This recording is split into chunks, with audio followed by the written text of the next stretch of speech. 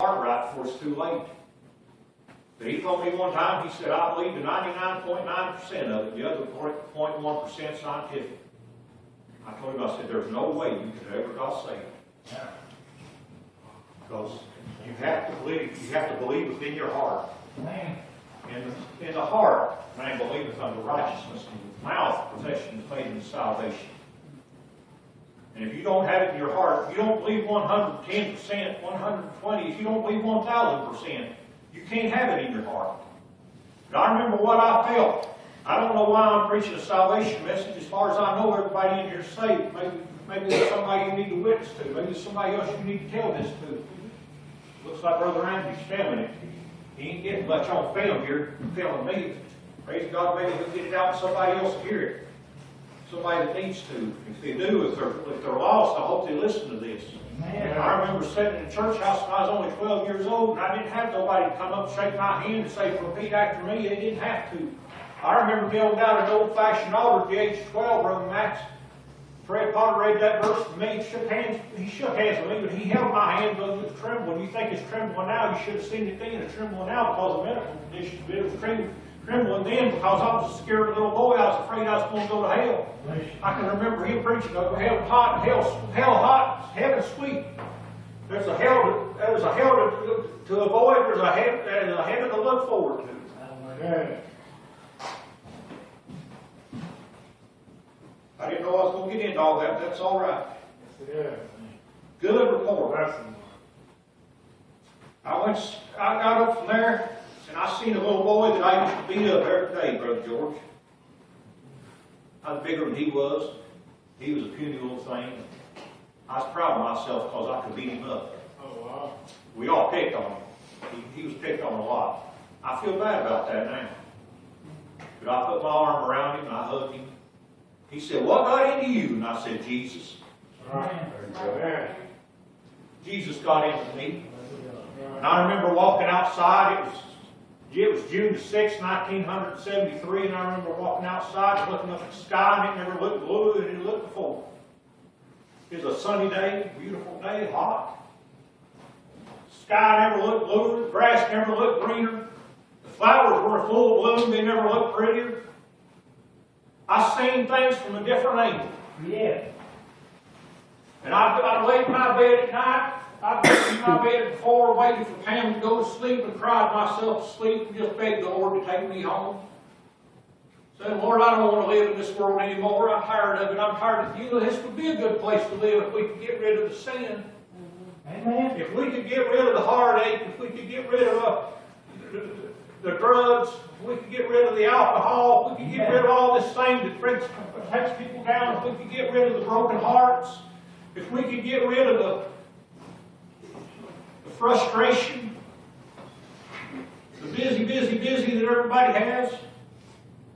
Everybody's in a hurry. I'm glad I'm going to a place where I'm not going to have to get in no hurry no more. There you go.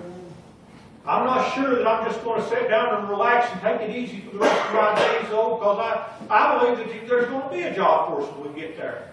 Because the Bible tells us over in the book of Matthew, when we talked about the 10 talents, he said, you've been faithful over a few things, I'll make you ruler over many. Well done, thou good and faithful servant. Enter into the joy of the Lord.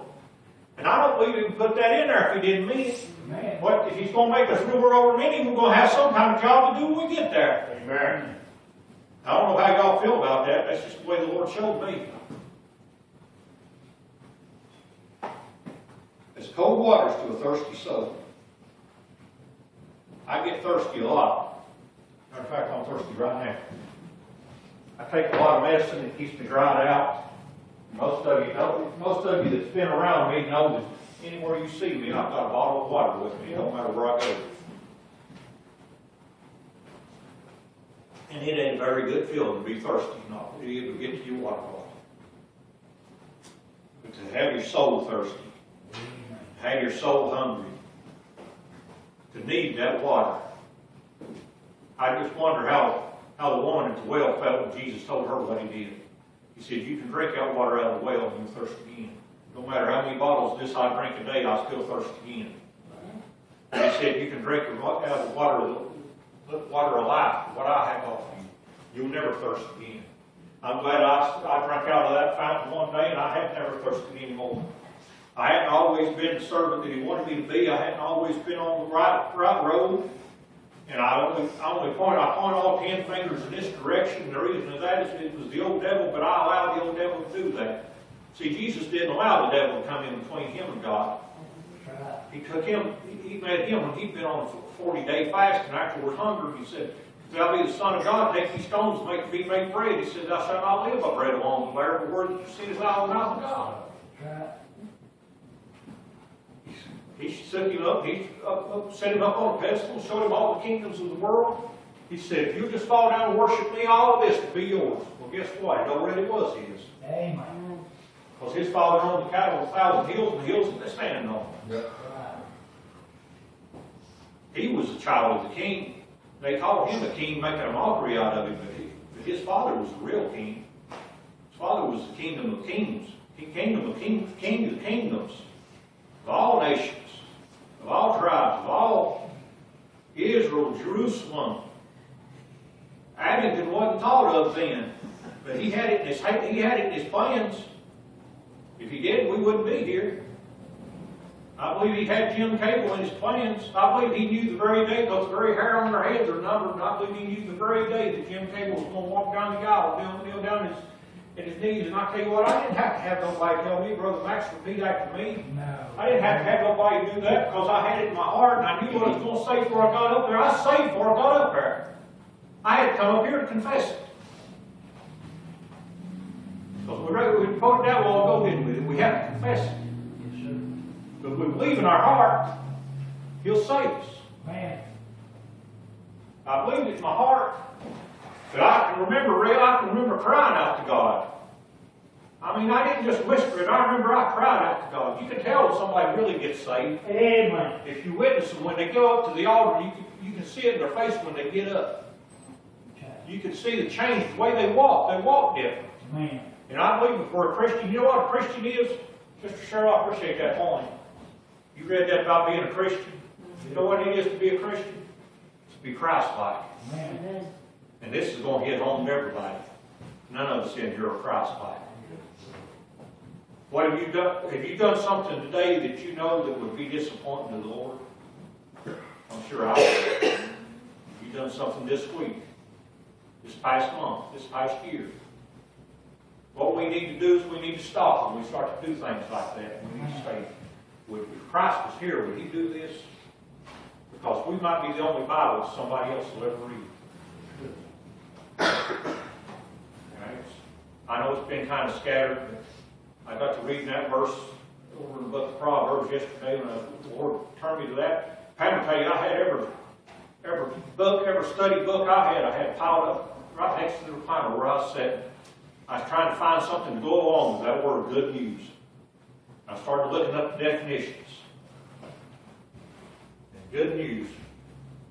I'm glad that I got that good news. I'm glad that I delivered that good. Pam got to deliver that good news to her mother. I didn't have a mother, but I got to deliver the good news to several people that I worked with. I went back to work that day. I was working with Pam's dad.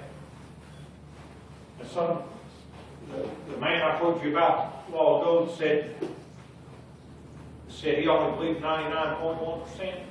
He was there. He said, "What's wrong with you? You flipped?" I said, "I sure have. I flipped for Jesus.